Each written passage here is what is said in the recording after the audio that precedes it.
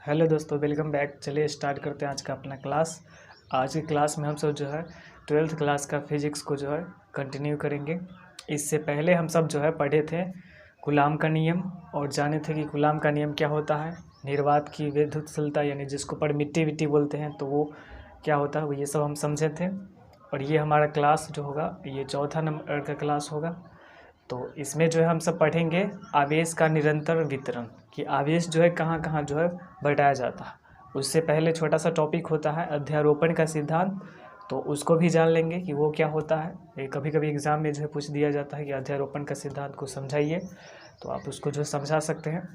तो चलिए स्टार्ट करते हैं। तो इसमें हम सब जो है सबसे पहले थोड़ा सा रिवीजन कर लेते हैं पीछे कूलाम का जो नियम क्या था। तो आपको पता है कि अगर दो आवेशों के बीच जो है कूलाम ने जो है वो आकर्षण या प्रतिकर्षण के लिए जो है कूलाम का नियम जो है दिए थे, जिसमें क्या हुआ था कि आवेश अगर दो आवेश है यहाँ और यहाँ आवेश रखा हुआ है तो इसके बीच जो बल लगेगा वो दोनों आवेशों के गुणनफल के क्या होगा, समानुपाती होगा। यानी आवेश अगर ये बढ़ जाए या ये बढ़ जाए, ये दोनों आवेश में से कोई बढ़ जाएगा तो क्या होगा कि बल जो है ज़्यादा लगेगा। और उसके बीच की दूरी के जो है वर्ग के व्युत्क्रमानुपाती होता है। इसको जो है व्युत्क्रम वर्ग और जो है नियम कहा जाता है। तो इसमें क्या होता है कि दोनों आवेशों के बीच अगर दूरी हम बढ़ा देते हैं तो जो बल है हमारा वो घट जाएगा। ये दोनों को कंबाइन करने से जो है एक फार्मूला आता है, वो फार्मूला क्या आता है आपको पता होगा।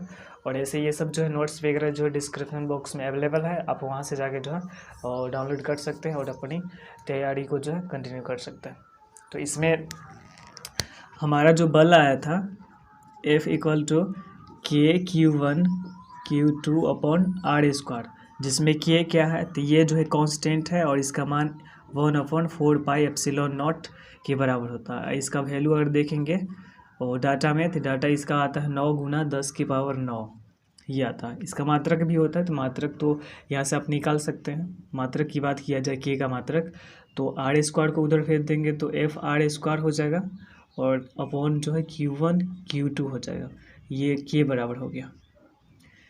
तो यहाँ से अगर मात्रक की बात किया जाए तो मात्रक यहाँ से क्या आएगा, तो बल का मात्रक क्या होता है, न्यूटन होता है। और दूरी का, तो बल का यहाँ से आ गया न्यूटन, दूरी का मीटर स्क्वायर। और ये कूलाम जो है नीचे में जो है आवेश के मात्रक कूलाम होता है, तो कूलाम को कूलाम यानी दो कूलाम है तो कूलाम का स्क्वायर, तो इसको लिखेंगे C⁻², या फिर इसी को लिख दो Nm² कूलाम प्रति कूलाम स्क्वायर, इस तरीके से। तो इसका मात्रक हम लिख सकते हैं ये न्यूटन मीटर स्क्वायर प्रति कूलाम स्क्वायर ये। और यहाँ पर एप्सिलॉन नॉट क्या होता है, तो ये परमिटिविटी होता है निर्वात का। जिस तरीके से हम बताए थे कि हवा का जो है हवा का वैल्यू CGS प्रणाली में अगर देखेंगे CGS सिस्टम में, तो वहाँ पर एक रखा जाता है। अलग अलग जो धातु का अलग अलग होता है, धातु के 80 के आसपास हो जाता है, जल का अलग अलग होता है। तो वो ऐसे पूछा भी जाता है एग्ज़ाम में, तो ऐसे हम लिस्ट को जो आपको दे देंगे, आप जो उसको नोट कर सकते हैं, याद कर सकते हैं। तो यहाँ एप्सिलॉन नॉट का मान जो है 8.854 × 10⁻⁻12 FM इनवर्स होता है। ये मान होता है, ये मान पूछा भी जाता है। उसके बाद जो है इसमें जो है डायमेंशन पूछा जाता है, यानी बीमा, एप्सिलॉन नॉट का बीमा। तो उसको भी थोड़ा देख लेते हैं, छोटा छोटा चीज़ को, ये ऑब्जेक्टिव के लिए जो जरूर हो जाता है। तो एप्सिलॉन नॉट का अगर बीमा की बात किया जाए तो फॉर्मूला तो ऐसे बहुत सारा अभी जो ये स्टार्ट ही हुआ है, एप्सिलॉन नॉट जो है बहुत बार आएगा। ये जो आवेश रुका हुआ है जिस कारण से एप्सिलॉन आएगा, परावैद्युतांक जो है ये आएगा एप्सिलॉन नॉट। तो बहुत सारे फार्मूला में इसका यूज होने वाला है अभी। तो एप्सिलॉन नॉट आता कहाँ से, अभी तो देखिए कि नया फार्मूला ये हुआ, इसी को लिखा जाता है K जो है, और K का मान यहाँ पर रख लेंगे तो फार्मूला इस टाइप का दिख जाएगा, F बराबर 1/4πε0 Q1 Q2/r²। तो ये इस तरीके से दिखेगा। यहाँ से अगर एप्सिलॉन नॉट का मान अगर हम निकालते हैं तो r² इधर आ जाएगा, और r² जब उधर जाएगा तो इधर देखिए कि क्या है, r² किस में है, तो r² इधर जो है भाग कर रहा है, उधर आएगा तो गुना कर लेगा। तो इसको इधर लाते हैं तो F बराबर 1/4πε0 Q1 Q2/r²। तो यहाँ से इसका मान निकाल लेंगे। तो इसका मान निकालते हैं तो क्या आ जाता है, तो 1/, इसको ही इधर ले आते हैं तो FR² अपॉन Q1 Q2, यानी R² इधर आया तो R² नीचे भाग था, इधर आके गुना हो गया, और Q1 Q2 जो है इधर भाग किया, तो 1/, जो है 4πε0 के मान ये आया इतना। अब इसको क्या करते हैं, उलट देते हैं, मतलब अंश हर न्यूमिनेटर बन जाएगा, तो Q1 Q2 अपॉन जो है FR² हो जाएगा, उलट दिया गया, इधर भी उलट जाएगा तो 4πε0 होगा। अब बीमा हो, डायमेंशन हो या फिर SI यूनिट हो, तो वहाँ पर जो है ये संख्या जो है, संख्या का कोई वैल्यू नहीं होता, उसका बीमा डायमेंशन वगैरह नहीं होता। तो 4π को तो जानते हैं, पाई के मान 22/7 होता है, तो इसको हम इग्नोर कर देते हैं। अब यहाँ से मात्रक अगर निकाल जाए इसका, तो कूलाम 2 ठो है तो कूलाम का स्क्वायर हो जाएगा अपॉन न्यूटन, बल का मात्रक न्यूटन हो गया, और दूरी है तो मीटर स्क्वायर। तो इसी को लिखते हैं कूलाम स्क्वायर इन प्रति न्यूटन प्रति वर्ग मीटर स्क्वायर, इस तरीके से, यानी coulomb square C² n inverse m के पावर -2, तो ये मात्रक हो गया ε0, तो SI यूनिट यहाँ से आ गया C² n इनवर्स मीटर के पावर -2, और साथ में FM इनवर्स भी होता है, वो आगे जो है आपको समझ में आएगा ये कहाँ से आया है मात्रक, तो इसके बारे में आगे जानेंगे। तो ये यूनिट हो गया। अब इसका अगर डायमेंशन की बात किया जाए तो डायमेंशन यहीं से निकल जाएगा। तो देखेंगे कूलाम जो है यहाँ पर आवेश का जो है बीमा क्या होता है AT, और 2 आवेश है यहाँ पर तो डबल AT हो जाएगा, ये रहा। बल देखेंगे तो बल का जो है SI यूनिट न्यूटन होता है, लेकिन इसका जो डायमेंशन होता है बल का डायमेंशन तो MLT के पावर -2 होता है। वो कैसे, तो वो जो है इस तरीके से, चूँकि बल जो है बल बराबर होता है मास इंटू एक्सीलरेशन, यानी द्रव्यमान गुना जो है त्वरण होता है, और त्वरण में देखेंगे तो ये आता है मीटर/सेकेंड², त्वरण होता है, मीटर है और ये मास है, M से लिखते हैं, इसको कैपिटल कर देते हैं यहाँ पे, तो मास हुआ।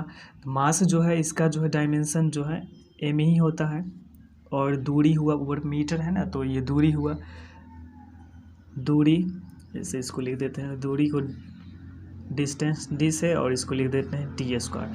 तो D जो है इसका बीमा अगर देखेंगे दूरी तो लेंथ होता है, यानी लेंथ, और T जो है नीचे है तो ऊपर चला जाएगा, और T जो है समय है, समय का बीमा जो है, और टाइम फॉर यानी T होता है, और नीचे है तो ऊपर आएगा तो -2।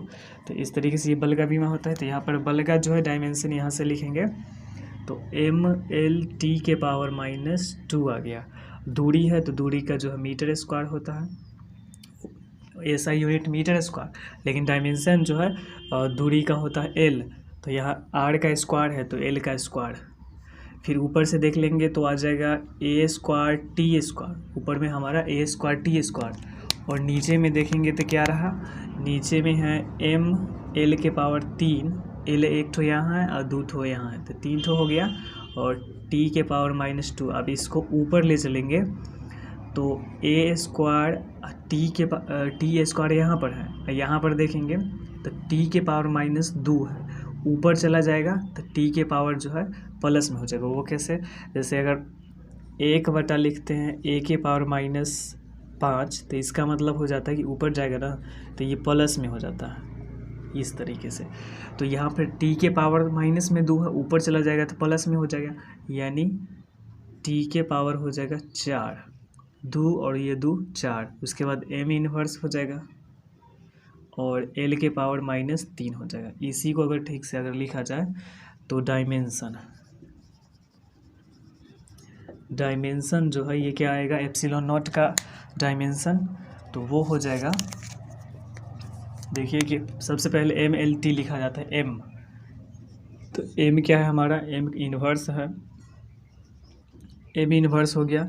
उसके बाद L लिखते हैं तो L के पावर -3, उसके बाद जो है T, तो T के पावर 4 और A², इसको जो है स्क्वायर ब्रैकेट में रख देते हैं। तो यहाँ पर हमारा जो ε0 का ऐसा यूनिट हो गया coulomb square newton inverse metre के पावर -2, और इसका डायमेंशन ये रहा। मीटर इन्वर्स एल जो है एल के पावर -3 टी का पावर 4 और ए स्क्वायर। तो ये आप जो है निकाल सकते हैं। एग्ज़ाम में जब ऑब्जेक्टिव क्वेश्चन आएगा तो ये याद करेंगे तो मतलब थोड़ा सा अब कभी मिस्टेक हो जाएगा कि माइनस में पावर था कि प्लस में था, तो यहाँ मिस्टेक हो जाता है। तो आपको अगर इसमें जो है बहुत सारा जो है ऐसा आएगा वहाँ पे कंडीशन की मात्रक जो है आपको निकालना पड़ेगा भी, और डायमेंशन भी। तो सीख ही लीजिएगा डायमेंशन निकालना कैसे निकाला जाता है। तो हम बता दिए एप्सिलॉन नॉट का ये बीमा कैसे निकलता है और यूनिट कैसे निकलता है। तो उसके आगे जो है आप इसका भी बीमा आप निकाल सकते हैं अगर पूछा जाएगा, हालांकि ये पूछा नहीं जाता। बल का बता ही दिया, आवेश का पिछले क्लासों में हम बताए थे ही। आगे देखिए हम, चलिए आप जो है हम सब समझेंगे अध्यारोपण का सिद्धांत क्या होता है। तो अध्यारोपण का सिद्धांत जो है, जैसे अगर देखेंगे तो कूलाम का जो नियम है वो हम बताए थे कि कम से कम जो है 2 आवेश चाहिए, 2 आवेशों के बीच जो है कूलाम का नियम लगेगा। और कूलाम के नियम की सीमाएं वगैरह जो है पूछा जाता है, तो ये बहुत ही मतलब अधिक दूरी से लेकर जो है बहुत कम से कम जो है 10 के पावर -14 जो है मीटर के आसपास जो है ये लग जाता है। यानी ज़्यादा से ज़्यादा दूर से लेकर और कम से कम दूरी तक जो है ये लगता है। और ये बल जो है केंद्र की ओर लगता है। केंद्र की ओर मतलब जैसे अगर ये यहाँ पर अगर ये दोनों जो है आवेश है, इसको हम आवेश मान के चले हुए हैं, ये आवेश है, तो इसके बीच जो है यहाँ पर केंद्र होगा। तो ये दोनों जो है, ये दोनों अगर प्रतिकर्षित करता है तो ये दोनों यहीं से जो है ये इसके आसपास जो अगर आएगा, जैसे ये स्थिति होगा जब ये क्या करेगा, प्रतिकर्षित अभी कर रहा है, तो एक केंद्र होगा ना कि वहाँ से यहाँ पर आ नहीं सकता। मतलब हुआ कि जैसे यहाँ पर इस हिस्सा पर जो है ये दोनों में से कोई नहीं आ सकता।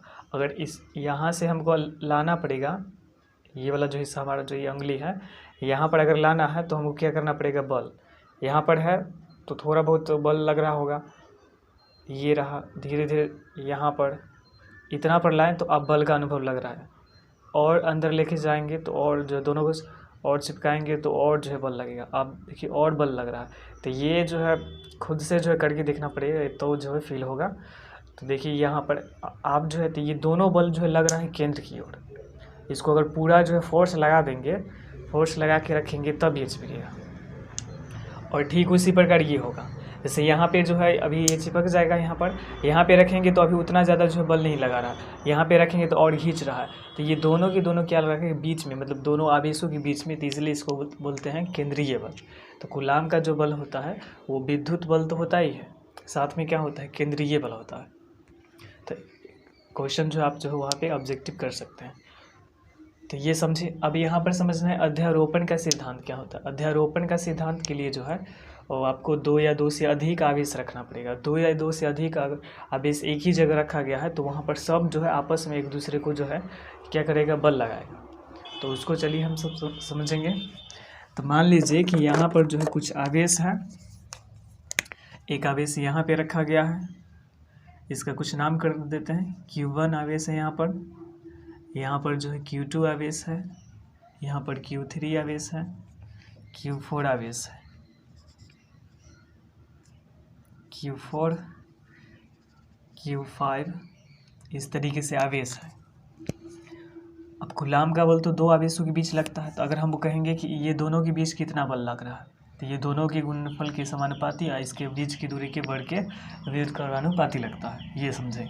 लेकिन यहाँ पर जो बल अगर हम कहेंगे कि यहाँ Q1 पे तो बल इसके कारण भी लग रहा है, यहाँ Q3 के कारण भी, Q4 के कारण भी, Q5 के कारण भी, तो आपस में सब के कारण बल लग रहा है। तो बल को लिखेंगे कैसे, तो मान लिया जाए कि ये Q1 जो है इसके कारण Q2 पर बल, Q1 के कारण Q2 पर बल लगेगा और साथ में Q2 के कारण Q1 पे लगेगा, ये एक दूसरे को जो है दोनों पे लगेगा बल। तो मान लेते हैं कि Q1 के कारण Q2 पे जो बल लगता है ना, तो 1 के कारण लग रहा है किस पर, 2 पर, तो उसको इस तरीके से हम लिख सकते हैं। ये 12 नहीं हुआ है, यहाँ पे लग रहा है बल 1 पे, बल जो है लग रहा है 1 पर किसके कारण, 2 के कारण लग रहा है। फिर इसको भी लिख सकते हैं यहाँ पर ठीक उसी प्रकार कि यहाँ पर Q3 पर बल लग रहा है 1 के कारण, तो इसको इस तरीके से लिखेंगे। ठीक उसी प्रकार यहाँ पर 1 के कारण लग रहा है 4 पर, फिर इसको भी ऐसे लिखेंगे 1 और 5, तो ये रहा।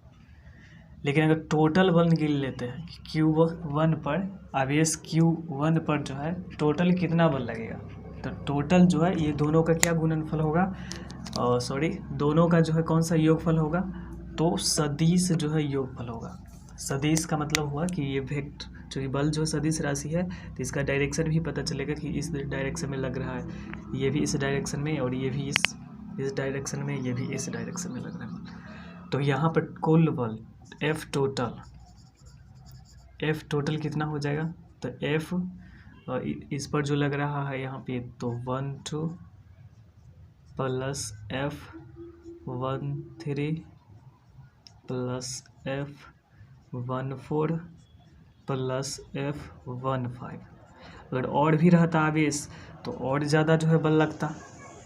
तो यही जो है अध्यारोपण का सिद्धांत है कि अगर एक ही जगह बहुत सारा आवेश हो तो उस पर जो कोई भी आवेश पर जो लगने वाला बल होगा वो टोटल आवेश के जो है जो लगेगा बल, तो उसके जो है सदिश योगफल के बराबर होगा। तो ये रहा अध्यारोपण का सिद्धांत। उसके आगे जैसे इसको अगर समझना है तो फिर से हम जो है चुंबक का यूज करेंगे। तो इसमें देखिए कि क्या, जैसे यहाँ पर ये बल लग रहा है इसके कारण, और भी चीज़ें इसको अगर यहाँ पे लाएंगे तो देखिएगा, जैसे ये इसको भी मान लेते हैं आवेश, तो यहाँ पर भी बल लगेगा इसके कारण बहुत सारा अगर हम यहाँ पर रख दें आवेश तो उसके कारण जो है बल लगेगा। तो आप इसको जो है समझ सकते हैं इस तरीके से। आगे हम सब जो है पढ़ेंगे अब जो है आवेश का वितरण, कि आवेश जो है बटाता कहाँ कहाँ पर। अगर कोई रेखा पर आवेश है तो रेखीय आवेश घनत्व, किसी सतह पर है तो पृष्ठीय आवेश घनत्व, आयतन है तो आयतन आवेश घनत्व। तो ये 3 प्रकार के जो है आवेश घनत्व के बारे में समझेंगे। तो चलिए हम सब जो है अब जो है आवेश का जो है निरंतर वितरण जो है समझते हैं कि आवेश जो है कहाँ कहाँ बांटा जा सकता है। वितरण का मतलब होता है बांटना, यानी आवेश को जो है कहाँ कहाँ पर जो है किस किस तह तक जो है हम रख सकते हैं। जैसे आप कुछ जो है बोरा में जो है भूसा अगर भरे होंगे तो वहाँ पे एकदम तहिया के रखा जाता है, उसको तहे रखा जाता है, दौड़ी से रखा जाएगा। इसको अगर क्या किया जाएगा, एक ही बार भूसा को पूरा भर दिया जाता है, उसके बाद जो उसको तहियाया जाता है। ठीक उसी प्रकार जो है तहियाने का मतलब होता है जाता जाता प्रेशर दिया जाता है ताकि जो है वो ज़्यादा मात्रा में अटा जा सके। ठीक उसी प्रकार आवेश हमारा जो है चलता कहाँ कहाँ पे है, तो जो भी कंडक्टर होगा उसमें चलता है। तो कंडक्टर कैसा कैसा हो सकता है, सोचिए कंडक्टर कैसा होता है। तो घर में यूज जो होता है कंडक्टर नॉर्मली, वो तो हमेशा जो है कैसा होता है, वो वायर जो है ये लंबा होता है, बेलन के आकार का होता है, मतलब एक रेखा में होता है। वो जो है आप वायर देखे होंगे, जैसे ये जो वायर है ये कैसा वायर है, तो ये वायर जो है ये सीधा एक रेखा में है। तो रेखा में होगा तो इसके अंदर जो होगा आवेश होगा, आवेश। तो इस आवेश को हम सब क्या बोलेंगे, ये आवेश जो है रेखा में स्थित है, रेखा में जा रहा है, तो इसका मतलब रेखीय आवेश होगा। और उसमें कितना ज़्यादा मात्रा में आवेश होगा उसको बोलेंगे यहाँ पर रेखीय आवेश घनत्व। तो कम जगह में ज़्यादा चीज़ अगर हटा दिया जाएगा तो उसका घनत्व ज़्यादा हो जाता है। जैसे मान लीजिए कि किसी क्षेत्र जो है, जैसे पटना हुआ, तो पटना का जनसंख्या 2010 में मान लीजिए कि कुछ था, जैसे मान लीजिए कि वो जो है 10 लाख जनसंख्या था पटना का जनसंख्या जो है 2010 में। तो क्या आज भी 2023 में भी पटना का जनसंख्या उतना ही होगा, तो उतना ही नहीं होगा, बढ़ गया होगा, मान कि 15 लाख हो गया होगा। तो यहाँ पर देखिए कि पटना का क्षेत्रफल उतना ही है, वर्षों बाद भी उतना ही रहेगा, पहले भी उतना ही था, लेकिन क्या बढ़ रहा है, जनसंख्या बढ़ गया, पॉपुलेशन बढ़ गया, जिस कारण से पहले की तुलना में अब जो है वहाँ का जो है पॉपुलेशन ज़्यादा हो गया, मतलब घनत्व ज़्यादा हो गया, पॉपुलेशन का जो है घनत्व ज़्यादा हो गया, डेंसिटी ज़्यादा हो गया। ठीक उसी प्रकार कम जगह में अगर ज़्यादा वस्तु रखते हैं तो उसका डेंसिटी बढ़ जाता है। अगर वो रेखा में रखते हैं तो उसको रेखीय आवेश, तो यहाँ पर आवेश की बात है, अगर रेखा में बढ़ते हैं, रेखा में रखा जाता है यानी तार में रखा जाएगा, तार, तो उसमें जो है जो आवेश रखा जाएगा तहिया के, तो उसको क्या बोलेंगे, रेखीय आवेश घनत्व। अगर किसी सतह हुआ, कोई सतह है उसके ऊपर, अब सतह कैसे होगा, तो देखिए ये जो है वायर है, तार है, इसमें जो आवेश होगा यानी इसके सतह में, इसके अंदर जो पृष्ठ है इसमें जो होगा आवेश वो कैसा होगा, ये रेखा में है, तो इसको बोलेंगे रेखीय आवेश वितरण। इसके अंदर अगर हम आवेश निकालते हैं कि इसके अंदर कितना ज़्यादा मात्रा में आवेश है, तो इसके अंदर जो होगा ये रेखा में है, इसकी लंबाई कुछ ना कुछ होगा। फिर वही देखिए ये पृष्ठ, ये मान लीजिए कि कोई जो है गोला है, ये तो गोला है ही, हमारा ये गोला है, हम सब इसी पर रहते हैं। तो ये गोला है, गोला के सतह पर अगर आवेश हम देंगे इसके सतह पर, तो सतह पर देंगे तो ठीक सतह पर ही वितरित होगा। वितरित का मतलब बट जाएगा। और सतह या इसको जो हम पृष्ठ बोलते हैं, इंग्लिश में इसको सरफेस कहा जाता है। इसको क्या बोला जाता है? सरफेस। तो ये सरफेस पर वितरित होगा, तो इसको हम बोलेंगे सरफेस चार्ज डेंसिटी। क्या कहा जाएगा?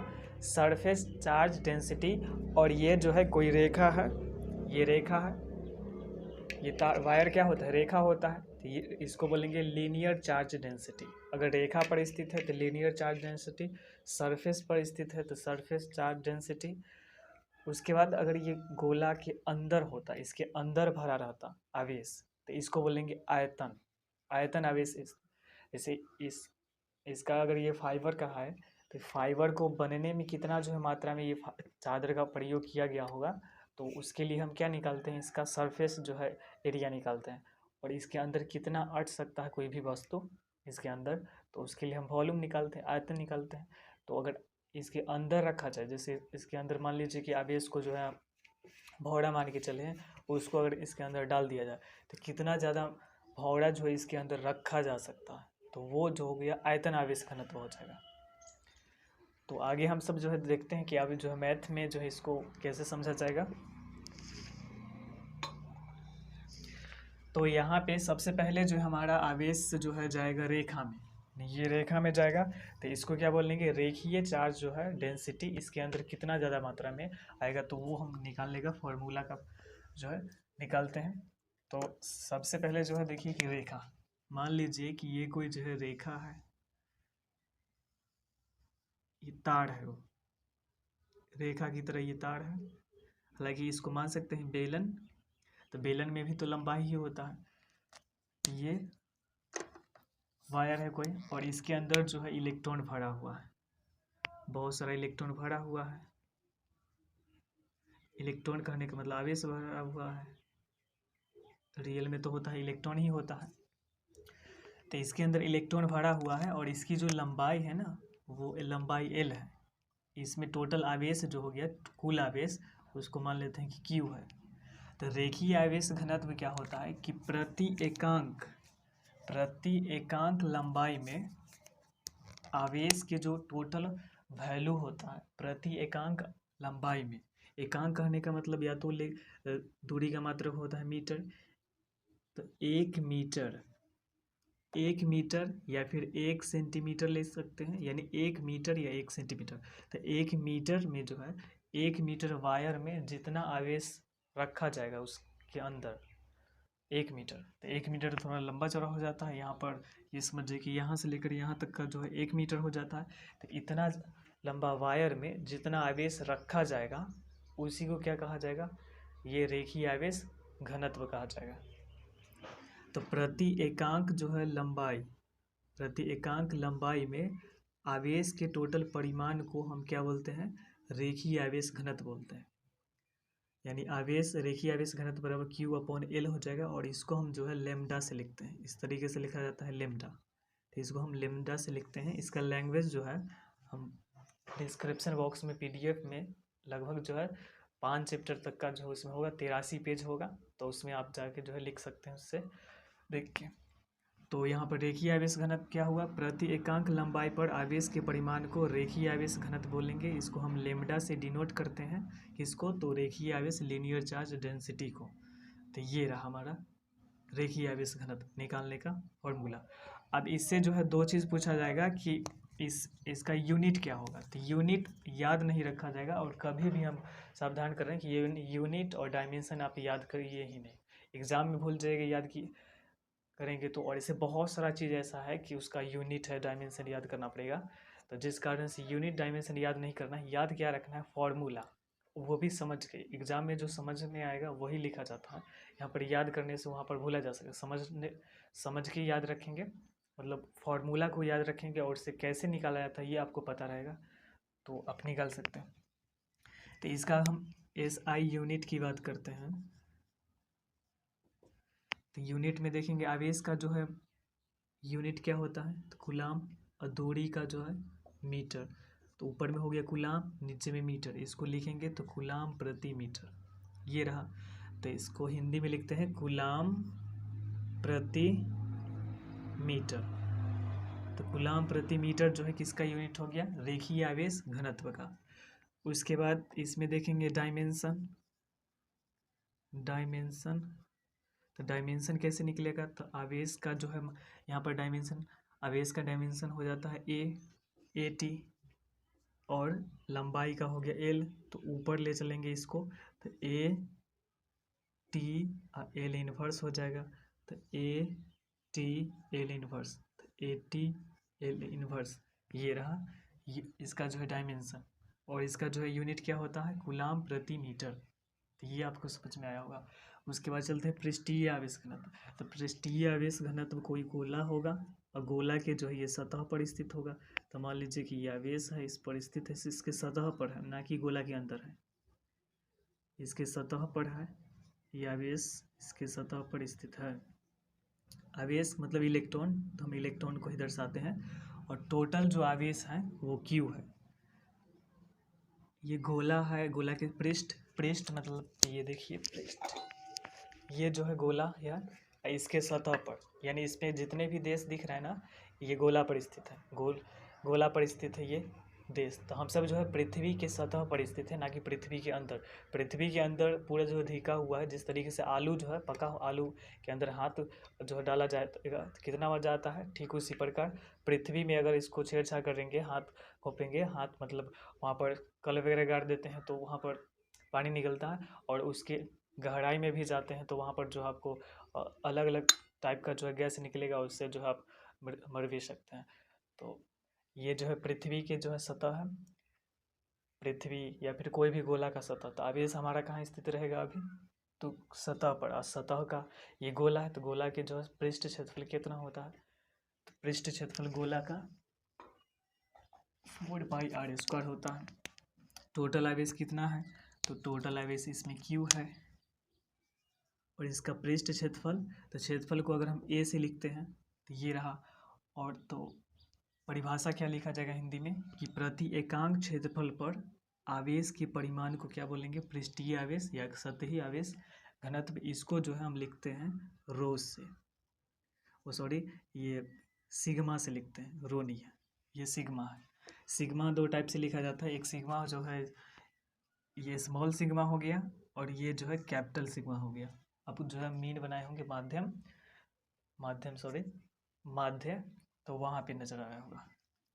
तो ये जो रहा हमारा सरफेस चार्ज डेंसिटी है। अब इसका यूनिट निकालते हैं, तो अब निकाल सकते हैं इसका यूनिट। आवेश का जो है यहाँ पर यूनिट क्या होगा, आवेश का यूनिट कूलाम। तो ये रहा कूलाम। क्षेत्रफल का जो है तो मीटर स्क्वायर, तो मीटर तो नीचे, मीटर स्क्वायर नीचे है तो ऊपर चला जाएगा तो माइनस में हो जाएगा। तो Cm⁻²। डायमेंशन,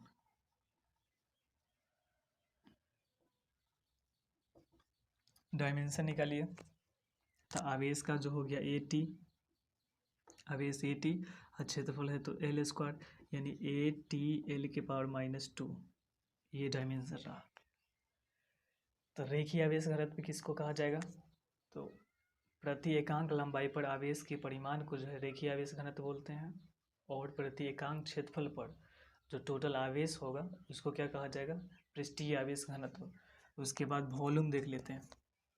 ये समझिए कि वॉल्यूम, ये गोला कोई है और इसके अंदर इलेक्ट्रॉन भरा है, इसके अंदर बहुत सारा इलेक्ट्रॉन भरा हुआ है। तो इसके अंदर जो इलेक्ट्रॉन होगा तो कहाँ होगा, अंदर, अंदर मतलब आयतन में होगा। तो प्रति एकांक आयतन पर, प्रति एकांक आयतन पर जो आवेश होगा, प्रति एकांक आयतन को लिखते हैं वॉल्यूम V से। तो प्रति एकांक आयतन पर जो टोटल आवेश होगा, आवेश के परिमाण को क्या कहा जाएगा, आयतन आवेश घनत्व। इसको हम जो है रो से लिखते हैं इस तरीके से। रो होता है RHO, पढ़ा जाता है इसको रो। ये प्रतिरोधकता को भी जो है डिनोट करता है, आगे आपको 10th में भी पढ़े होंगे रो, ये होता है। पी की तरह इस तरीके से घुमा के लिखा जाता है। तो आयतन आवेश घनत्व ये रहा। प्रति एकांक आयतन पर आवेश के कुल परिमाण को क्या कहा जाता है? आयतन आवेश घनत्व। इसका ऐसा यूनिट की बात किया जाए तो आवेश का हो जाएगा गुलाम, और क्षेत्रफल है, सॉरी क्षेत्रफल नहीं, वॉल्यूम है, तो वॉल्यूम का एम क्यू हो जाता है, और ऊपर चला जाएगा तो m के पावर -3। तो ये रहा इसका SI यूनिट इसमें अगर पूछा जाएगा तो आप, हम बार बार बोल रहे हैं कि इसको जो है याद नहीं रखना है, निकालना है। कैसे निकालना है वो प्रैक्टिस करेंगे अलग अलग फॉर्मूला पर, तो आपको निकालने आ जाएगा। डायमेंशन निकाल के देखते हैं। तो डायमेंशन में जो आवेश का हो गया 80, आवेश का क्या हो गया बीमा 80, और आयतन का, तो आयतन का बीमा क्या होता है? आयतन देखेंगे तो यहाँ पर आयतन का SI मात्रक हो गया मीटर क्यू, तो डायमेंशन क्या होगा? मीटर क्यू का मतलब हुआ कि LBH 3 ठो होता है आयतन में, लंबाई गुना चौड़ाई गुना ऊंचाई, तो 3 ठो लंबाई हो गया यानी LQ। तो यहाँ पर रहेगा अपॉन में LQ, तो इसको लिखेंगे AT L के पावर -3। तो ये रहा बीमा, आयतन आवेश घनत्व का बीमा ये रहा। इसमें से पूछा जाएगा क्वेश्चन, आप तो इसको जो जवाब दे सकते हैं। ये तीनों टाइप के जो है आवेश का वितरण है। पहला जो है लीनियर चार्ज डेंसिटी, सरफेस और वॉल्यूम। तो ये रहा हमारा जो है ये लास्ट टॉपिक था इस चैप्टर का। ये चैप्टर जो है कौन सा है? तो विद्युत आवेश और कूलाम का नियम। यूनिट जो है इस इलेक्ट्रोस्टैटिक्स है, स्थिर वैद्युत की। तो इसका फर्स्ट चैप्टर है। इसमें टोटल जो है 4 चैप्टर है। तो हमारा ये फर्स्ट चैप्टर जो है ये इसका एंड हो गया, ये ख़त्म हो गया। आने वाले वीडियो में जो है हम सब जो है आप आगे जो है पढ़ेंगे, वहाँ पर विद्युत फ्लक्स, विद्युत क्षेत्र सबसे पहले, और उसके बाद इलेक्ट्रिक फ्लक्स, गॉस थ्योरम इसी में पढ़ा जाएगा, और उसका जो अब 4 एप्लीकेशन होता है तो वो पढ़ेंगे। तो इसमें आप जो, आई होप कि ये समझ में आया होगा। तो आज की क्लास में बस इतना ही। तब तक के लिए जय हिंद।